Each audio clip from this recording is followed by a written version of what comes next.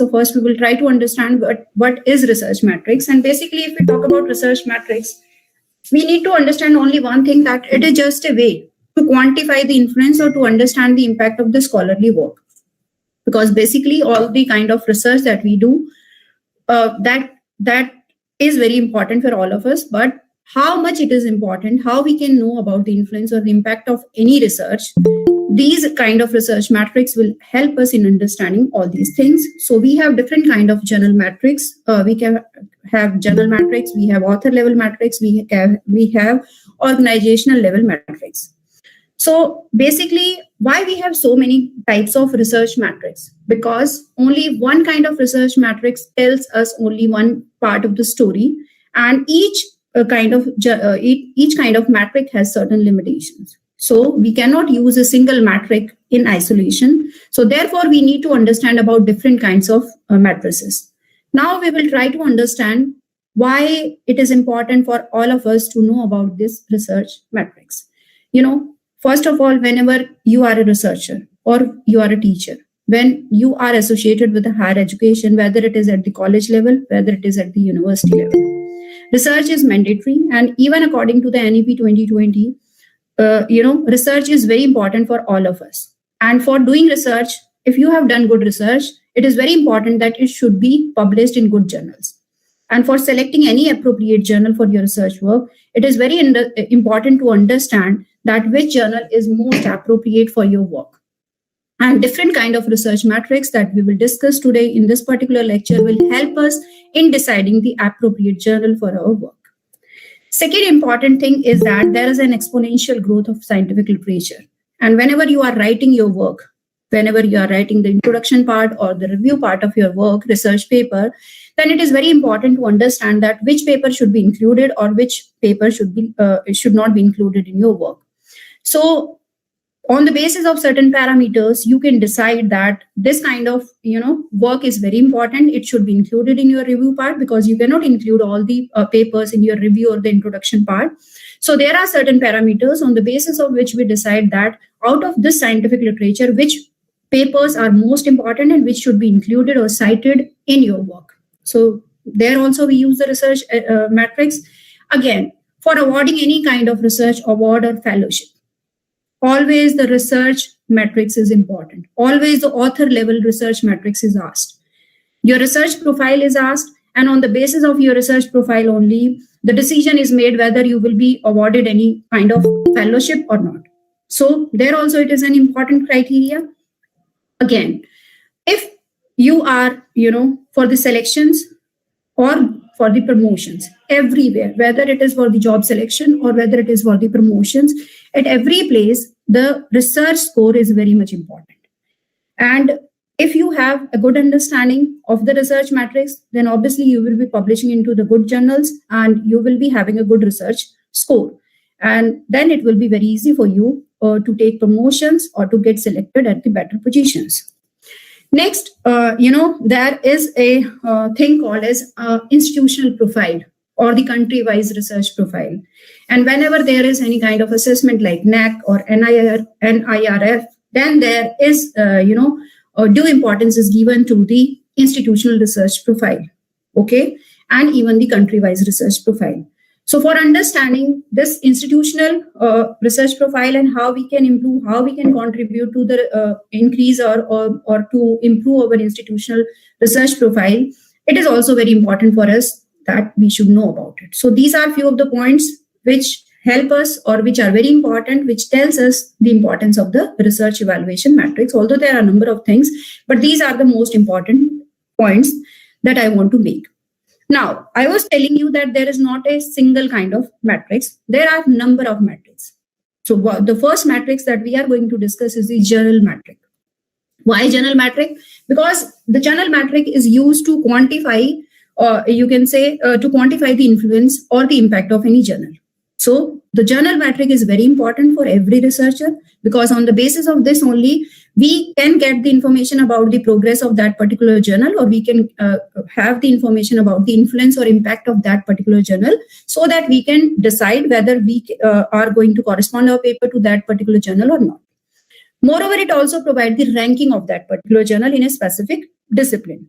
So on the basis of the ranking also, you can know about the influence of your work. If your work is getting published into top ranked journals, it means you are doing good kind of research. But if you are not able to publish there, it means there may be chances that you need improvement. Next, most of the time, we use this journal matrix, and this journal matrix is based on the citation. So generally, the citations are used for calculating the journal level matrix, and from different kind of journal matrix, the main important metric that we use is the impact factor. So on the basis of that impact factor, we can compare multiple journals. And we can compare them, or ultimately you can decide which journal is best fit for your work. So the most important, I will say that the most important kind of journal metric that we use nowadays is the impact factor of a journal. Okay, and everybody knows about the impact factor of a journal. हर किसी ने impact factor के बारे में सुना होगा, but the impact factor of a journal is the most confusing thing. Why I'm saying this? कि सबसे ज़्यादा confusion क्यों है? Because many of the people doesn't know which impact factor is to be considered and which is not. Impact factor, many of the journals which are the fake journal or the clone journal, they are showing the fake impact factor on their websites. And it becomes very difficult for us to, to find out whether it is fake or whether it is real. But after this lecture, it will be very much clear to you, because the impact factor term, this is the copyright of, now it is the copyright of, earlier it was the copyright of the Thomson Reuters, now it is the copyright of Clarivate Analytics. They have purchased the Thomson Reuters in 2016, and now it is the copyright of them. So the term impact factor means this term can be used by only those journals which are indexed in the Web of Science. Web of Science is a database. We all know about this. There is, it is a very famous or the most reputed kind of database that is used worldwide is the Web of Science.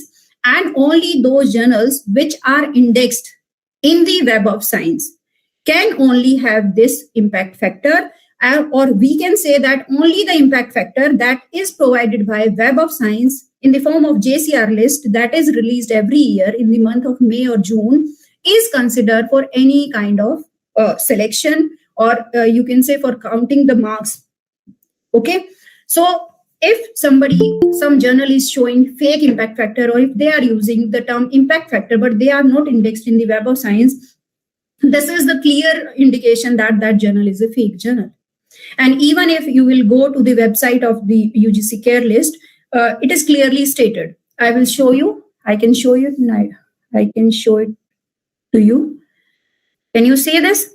This is the site of UGC Care List, and they have very clearly mentioned that this is the blue line just above the alert. If any misleading or the false metrics are displayed anywhere on the journal's website or its page, that journal will not be eligible for the inclusion in the UGC Care List. और यहाँ पे जो most probably they are talking about, सबसे ज्यादा जो जिसकी बात कर रहे हैं, जो false metrics जो सबसे ज्यादा यूज किया जाता है जर्नल्स के द्वारा, that is the impact factor.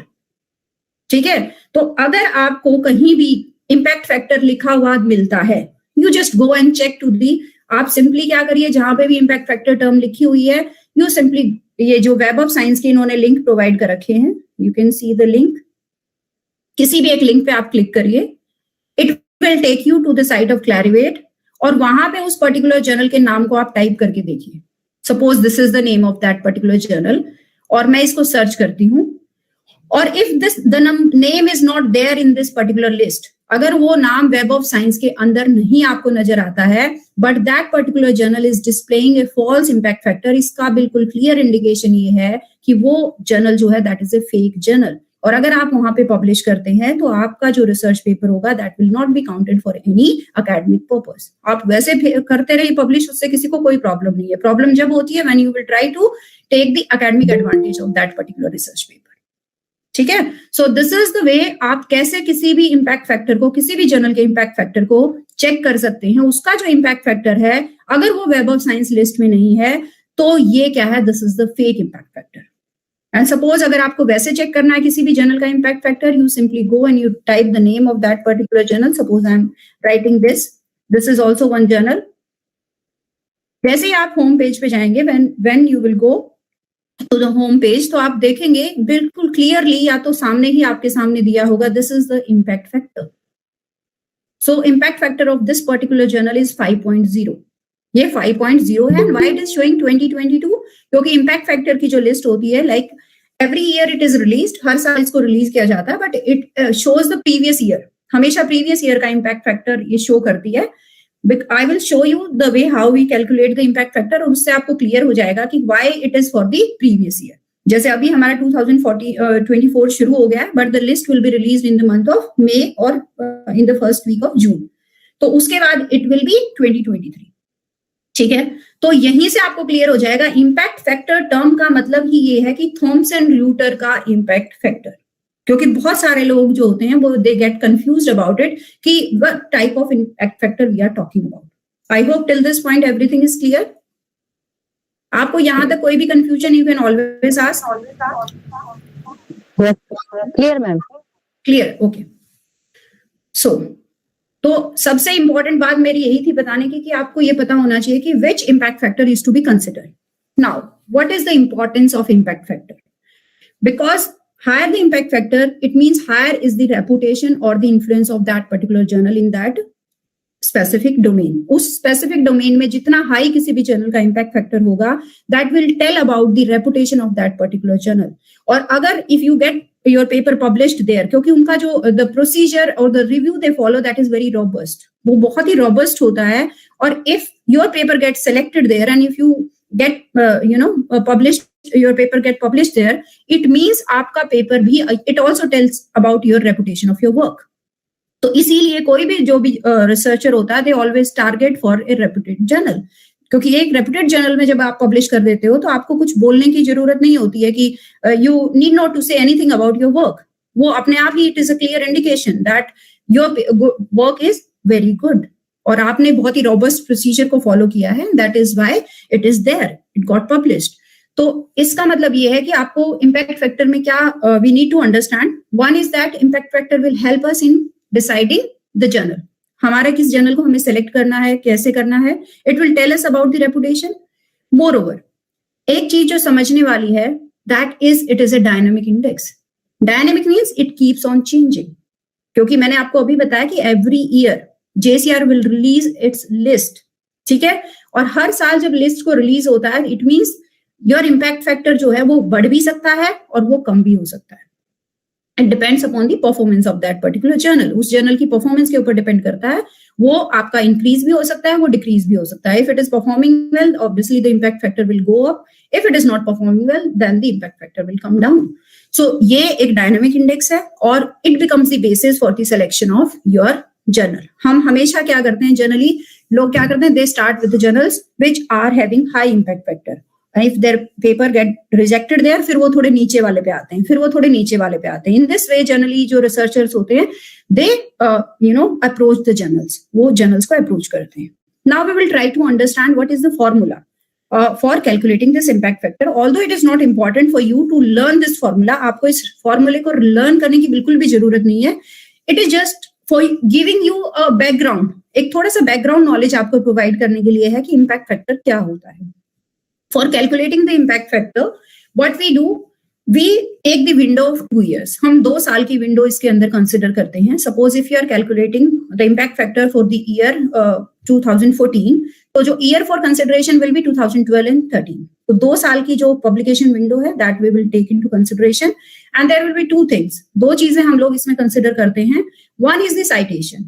How many citations the research papers received. And second is the number of the items, जो भी उसमें उन 2 पर्टिकुलर ईयर्स के अंदर आइटम्स पब्लिश हुए हैं. But there is one more thing that is very important, कि यहाँ पे जो साइटेशंस होंगी वो केवल उन्हीं 2 साल में जो पेपर पब्लिश हुए हैं उन्हीं की होंगी. उससे पहले वालों की कुछ मिल रही है तो that will not be consider. Second thing, जब हम वेब ऑफ साइंस की बात करते हैं तो वेब ऑफ साइंस में केवल 2 तरह के आइटम्स को वो कंसिडर करता है. Only the review articles and only the research papers. Review articles और research paper को वो consider करेगा in the number of items. वो आपके book chapters को, conference papers को वो उनको consider नहीं करता है. ठीक है, तो total number of items means total number of research papers, or we can say the review articles that were published during these 2 years. When we talk about the citations, जब हम citations की बात करते हैं, means we are talking only about the citation that were received to these items, जो इन 2 साल में publish हुई हैं. Moreover, वही citations जो केवल Web of Science में indexed journals के अंदर आई हैं. मतलब if somebody is citing my work, but that particular journal is not there in the Web of Science list, so that will not be counted. वो count नहीं होगी, वो केवल अपने वेब ऑफ जो साइंस का डेटाबेस है उसके अंदर जो जर्नल्स इंडेक्स्ड हैं, they will only consider the citations that were received from these journals. उनके जो रिसर्च पेपर्स हैं, उनमें जो पब्लिश्ड जर्नल्स के अंदर जो रिसर्च पेपर्स हैं, उन्हीं की citations को they will take into account. So there is a very simple formula for the calculation, that is total number of citations received in those two particular years divided by the total number of recent items. So on the basis of this, a score is received. और earlier it was till 3 decimal point तक होता था, पर recently जो हमारा JCR 2022 आया है, 23 में जो रिलीज हुआ है, उसमें उन्होंने इसको 1 decimal point तक कर दिया. ठीक है. नाउ जो भी हमारी कैलकुलेशन होगी, it will not be till 3 decimal point, it will be only to 1 decimal point. वहां तक होगी. लाइक नाउ जैसे अभी इस एग्जाम्पल में आपको लग रहा है 4.525 है, now it will be 4.5 only. ठीक है. तो कई बार इसी चीज से भी जर्नल्स पकड़े जाते हैं, क्योंकि उनको इस चीज का आइडिया तो होता नहीं है, and they will be displaying the impact factor up to 3 और 4 decimal point. वहीं से आपको क्लियर हो जाएगा कि it is not given by the GCR. आपको अंदर भी जाने की जरूरत नहीं है. So this is how you are going to calculate the impact factor. I hope till this point it is clear. Is there any doubt? Ma'am, one more I just want to ask. They will consider the citation only the journals they have that is enlisted in Web of Science, not other than that they won't consider that. Yeah, right, ma'am. Okay, thank you. Okay. So now the second kind of journal level matrix is site score. Site score is provided by Scopus. Scopus is the largest academic database. अगर हम academic database की बात करें तो Scopus is the largest one and second largest is the Web of Science. तो अब आप एक बिल्कुल ही कॉमन सेंस वाली बात देखिए कि Scopus itself cannot use the term impact factor, क्योंकि it is the copyright of the Web of Science. तो जो भी जर्नल, अब स्कोपस क्या करता है अपने लिए, दे have devised a different level of matrix, और जिसका उन्होंने नाम दिया है साइट स्कोर. तो यहीं से बहुत क्लियर हो रहा है कि वो लोग कितना फेक हैं, और अगर उनके अगेंस्ट कार्रवाई भी हो सकती है if they are using the term impact factor, क्योंकि इम्पैक्ट फैक्टर का बिल्कुल सीधा मतलब है only the Thomson Reuters impact factor. Even आपका जो हमारा कैलकुलेशन है एपीआई स्कोर के लिए, जो हमारा कैश की गाइडलाइंस आई हैं, उसमें भी दे हैव क्लियरली मेंशन कि जो इम्पैक्ट फैक्टर जो काउंट होगा that will be only that is provided by the Thomson Reuters. Even आपको मैंने अभी चेक भी कराया कि यूजीसी केयर की भी लिस्ट पे दे हैव शोन कि कौन से वाला impact factor they are going to count. ठीक है. तो now it is cite score. Why I am telling you about all these things, क्योंकि थोड़ा सा आपको एक आइडिया होना चाहिए, क्योंकि इम्पैक्ट फैक्टर के बारे में आपने जान लिया, बट स्टिल वहीं पे आप साइट स्कोर लिखा हुआ पाएंगे, और इससे फिर क्या होता है, इट क्रिएट्स कंफ्यूजन. तो cite score is also general level metric and it is given by the Scopus. ठीक है, ये आपको क्लियर होना चाहिए. But there is a difference in the calculation. Calculation का जो फॉर्मूला है उसमें डिफरेंस है, because they can not go with the same formula. वो उस फॉर्मूले को यूज नहीं कर सकते हैं जो थॉमसन र्यूटर ने क्रिएट किया था. Now they have devised their own, और उसमें they are using cite score. ठीक है. और साइट स्कोर में क्या कर रहे हैं वो लोग, they are using the 4-year publication window. जहां पे आपकी impact factor is using the 2-year publication window, here the cite score is using 4-year publication window. ठीक है. In the 4-year publication window, although they are taking into account, यहाँ पे along with the article and the reviews they are also considering the book chapters, conference paper and data papers also. ठीक है. तो इनकी थोड़ी सी coverage जो है वो थोड़ी वाइड है. They are considering the conference paper, book chapters and data papers. But again जो इनका कैलकुलेशन का फॉर्मूला है उसमें भी वो क्या करते हैं, let me take it back, इसमें भी वो क्या करते हैं, वो 4 year की अंदर जितनी भी आपकी साइटेशन रिसीव्स हुई हैं divided by the total number of publication in those 4 year. तो 4 साल में जो भी उनकी नंबर ऑफ पब्लिकेशंस हैं और जितनी उनकी साइटेशन रिसीव हुई है, तो साइटेशन को ही डिवाइड करते हैं वो भी by the total number of documents. But the difference here is that they are using the 4-year publication window. वो 4 साल की पब्लिकेशन विंडो को उसको इस्तेमाल करते हैं. This is the difference. And site score is calculated by the Scopus. So site score is only provided to those journals which are indexed in the Scopus database. जो Scopus database में है उसका site score रहेगा, जो Web of Science में है उसका हमारा क्या रहेगा, there will be the impact factor. And those journals which are indexed in both the databases like in the Scopus and Web of Science, they will have both the scores. अभी मैं आपको एक शो करती हूँ, let me show it. देखिए, एक तो आपको ये क्लियर होना चाहिए कि इवन द इम्पैक्ट फैक्टर भी जो होता है वो दो तरह का इम्पैक्ट फैक्टर प्रोवाइड किया जाता है by the Clarivate. One is the impact factor and second is 5-year impact factor. तो whenever you are calculating your marks, जब भी आप अपने मार्क्स को कैलकुलेट करते हैं for any purpose, तो वहां पे we will be using only the impact factor, not the 5-year impact factor. 5-year impact factor का हम लोग इस्तेमाल नहीं करते हैं. 5-year impact factor आप देख सकते हैं इस पर्टिकुलर केस के अंदर it is 5.4.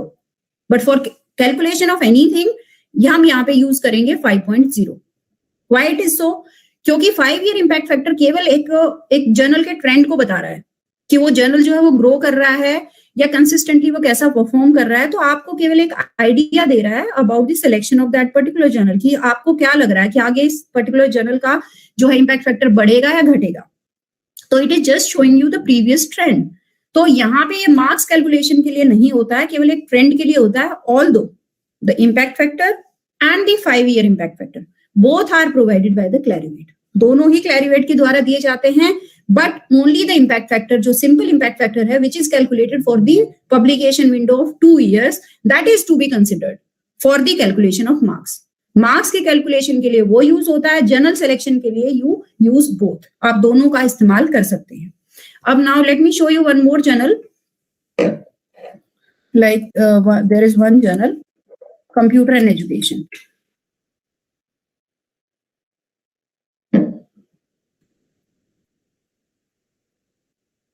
देखिए, this is the Computer and Education. This is one of the best journal in the field of education. सबसे बेस्ट जर्नल जो है या सबसे आप कह सकते हो हाईएस्ट इम्पैक्ट फैक्टर है एजुकेशन के फील्ड में किसी जर्नल का, दैट इज दिस जर्नल. और it is showing you the cite score as well as the impact factor.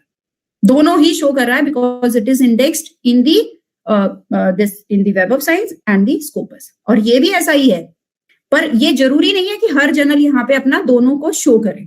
Sometimes journal prefer, जैसे एक अपनी पॉलिसी होती है लाइक स्प्रिंगर के जर्नल्स हैं, they will only show this, ठीक है, इम्पैक्ट फैक्टर को शो करेंगे. पर एल्सवेयर, क्योंकि एल्सवेयर क्या है, एल्सवेयर स्कोपस किसकी प्रोडक्ट है, एल्सवेयर की प्रोडक्ट है, तो ऑब्वियसली वो अपना तो जरूर शो करेंगे ही करेंगे. That is why they are showing the cite score along with the impact factor. अगर ये यहाँ पे शो नहीं होता है डायरेक्टली, तो आप क्या कर सकते हो, you will go to the about. आप अबाउट में जब जाएंगे और एब्स्ट्रैक्ट और इंडेक्सिंग में जब आप जाएंगे, there you can get the whole detail कि कहाँ पे जर्नल जो है इंडेक्स्ड है. यहां से आप जाके चेक कर सकते हैं उस पर्टिकुलर जर्नल की indexing. I hope it is clear. मैं फास्ट तो नहीं चल रही हूँ? No ma'am, it is clear ma'am. Okay ठीक है. No ma'am. सबको समझ आ रहा है? Yes ma'am. Yes, ma'am. क्योंकि मेरा थोड़ा सा पर्पस ये है कि हम बहुत सारी चीजें थोड़ी कवर कर लें इस लेक्चर में, तो दैट इज वाई मुझे लग रहा है कि I am little bit fast. तो आप बता देना जैसे भी आपको लगे जब समझ नहीं आए. So this is about the site score. There is one more thing that is called, ये थोड़ा फेमस है इसलिए I am telling you, केवल आप ये याद रखिए, this is the Simago journal rank. और Simago journal rank भी it is also provided by the Scopus. Scopus जो है वो 3 चीजें प्रोवाइड करता है basically. One is the site score, second is the Simago journal rank जिसको हम SJR भी बोलते हैं, third is SNIP. इनके फॉर्मूलाज को आपको याद रखने की बिल्कुल भी जरूरत नहीं है, बस केवल मैं ये बता रही हूँ, higher the score better is the journal. अगर आपको एक कंपैरिजन करना है, रैंकिंग करनी है, तो जैसा आपका जर्नल का जितना भी हायर स्कोर रहेगा, whether it is for the SNIP या SJR है, हर किसी में आप यू विल फाइंड कि वो बेटर जर्नल रहेगा. और ये कैसे विजिबल होता है, late me show this also like this. अब हम चलते हैं, जब भी आप scopus.com पे जाएंगे, you will go to the sources. आप जब सोर्सेज के ऊपर जाएंगे, तो अगर आप कुछ भी टाइप नहीं करते हैं तो it will show all the results. देखिए, there are 45,000, more than 45,000 journals हैं which are there in this Scopus. पर इसमें से कुछ ऐसे भी हैं लगभग 4 से 5,000 which are not active. Active का मतलब अभी वो they are not in the Scopus, they have been discontinued, उनको डिसकंटिन्यू कर दिया गया है, but still there are more than 40,000 journals which are there in the Scopus, जो स्कोपस के अंदर हैं. और अगर हम बात करें वेब ऑफ साइंस की, तो देयर आर अबाउट 24,000 या मोर देन दैट जर्नल्स हैं जो वेब ऑफ साइंस में इंडेक्स्ड है। ठीक है, तो ऐसा नहीं है कि जर्नल्स नहीं है। और अगर हमारे को अपने पर्टिकुलर डोमेन में देखना है तो you will go to the subject area and you will type your subject area, या आप इनके अंदर से देख सकते हैं। Suppose mine area is education, तो मैंने यहाँ पे एजुकेशन को सिलेक्ट किया एंड अप्लाई किया। तो देखिए देयर आर 1767 रिजल्ट्स, और जिसमें मैं बता रही थी ना आपको computer and education, it is the one of the best journal in the education.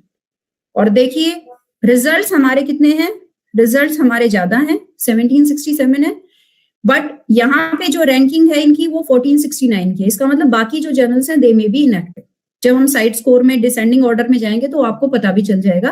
तो you can see this is the computer education journal and it is showing the cite score, और ये है total number of citations received in those 4 year window. 4 year window में देखिए 23 के लिए इन्होंने calculate किया है, तो 19 से 22 को कैलकुलेट किया है, और ये दीज आर द डॉक्यूमेंट्स जो पब्लिश हुए हैं। और अगर आप 818 को डिवाइड करेंगे 791 से, then you will get this score 23.8। और जैसे आप किसी भी जर्नल पे, पर्टिकुलर जर्नल पे ऐसे क्लिक करते हैं तो you will find the source details, आपको सोर्स डिटेल्स मिल जाएंगी, and from here you can see the cite score is given, SJR is given and SNIP is given. तीनों ही चीजें गिवन है, और ये 3 इंडिकेटर्स हैं जो स्कोपस इस्तेमाल करता है। ठीक है, and I have just told you कि आपको बस कंफ्यूजन ना हो कि ये क्या है ये क्या है, but these are the journal level metrics that they go for, they calculate for the different kind of journals which are indexed there. तो ये एक डिटेल है, और यहाँ पे आपका ये SNIP या साइट स्कोर के बेसिस पे यू कैन डिसाइड कि आपको किस जर्नल के साथ जाना है।